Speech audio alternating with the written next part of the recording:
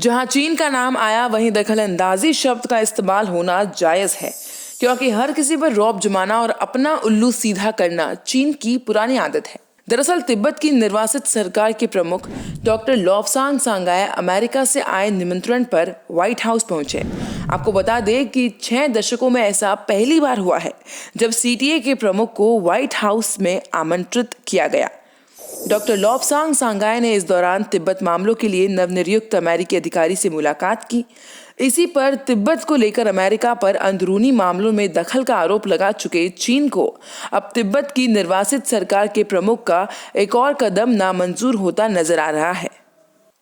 इस मुलाकात को लेकर सांगाय ने ट्वीट करते हुए लिखा कि बतौर केंद्रीय तिब्बत प्रशासन के राजनीतिक प्रमुख व्हाइट हाउस में पहली बार औपचारिक प्रवेश पाना गर्व की बात है।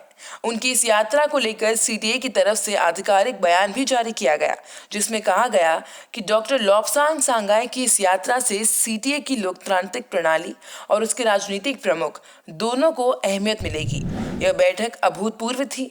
इससे अमेरिकी अधिकारियों के साथ सीटीए की भागीदारी को लेकर एक आशावादी माहौल तैयार होगा। चूंकि चीन पहले ही इस बात पर अपनी नाराजगी जता चुका है, तिब्बत के इस कदम से चीन और नाराज हो सकता है। दरअसल अमेरिका के विदेश मंत्री माइक पोम्पियो ने 15 अक्टूबर को वरिष्ठ राजनयिक डेस्ट्रो को तिब्बत मामलों के लिए विशेष समन्वय नियुक्त किया था। अमेरिका के इस फैसले से चीन पहले से ही नाराज है और उसने अमेरिका पर चीन के आंतरिक मामलों में दखल देने का आरोप लगाया था।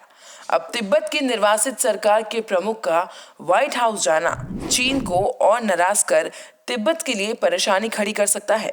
इससे पहले भी इन दोनों की मुलाकात को लेकर कई सवाल उठे, जिस पर चीनी विदेश मंत्रालय ने कहा था कि तिब्बत चीन का आंतरिक मसला है, इस पर किसी बाहरी को दखल देना नहीं चाहिए।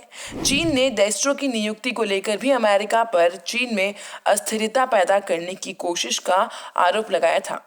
यही नहीं बल्कि इससे पहले भी अमेरिकी संसद में कहा गया था कि तिब्बत के लोगों की इच्छाओं, मानवाधिकारों और स्वतंत्रता के साथ ही उनकी धार्मिक, सांस्कृतिक, भाषाएं और राष्ट्रीय पहचान के अंतर्राष्ट्रीय संरक्षण को हम प्रस्ताव के माध्यम से समर्थन देते हैं।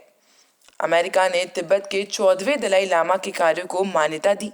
इसके साथ ही दलाई लामा की 3 प्रमुख प्रतिबद्धताओं को जोड़ा, जिसमें मानवीय मूल को बढ़ावा, धार्मिक सद्भाव को बढ़ावा और तिब्बत की संस्कृति को और धर्म को बचाने की प्रतिबद्धता की। दलाई लामा के कथन को दोहराते हुए अमेरिका ने कहा कि हम भी मानते हैं कि इंसानों के बीच के कई टकरावों का हल बातचीत से निकाला जा सकता है और यही वजह रही कि तिब्बत की सरकार के प्रमुख डॉक्टर लॉबसांग सांगवाय को व्हाइट हाउस का निमंत्रण मिला। अमेरिका के विशेष राजदूत सैमुअल डी ब्राउनब्रैक ने भी चीनी सरकार पर तीखी टिप्पणी साधते हुए कहा कि चीन के पास अगला दलाई लामा चुनने का कोई धार्मिक अधिकार नहीं है और बौद्ध धर्म के तिब्बती अनुयायी सैकड़ों साल से अपना आध्यात्मिक नेता सफलतापूर्वक चुनते आए हैं।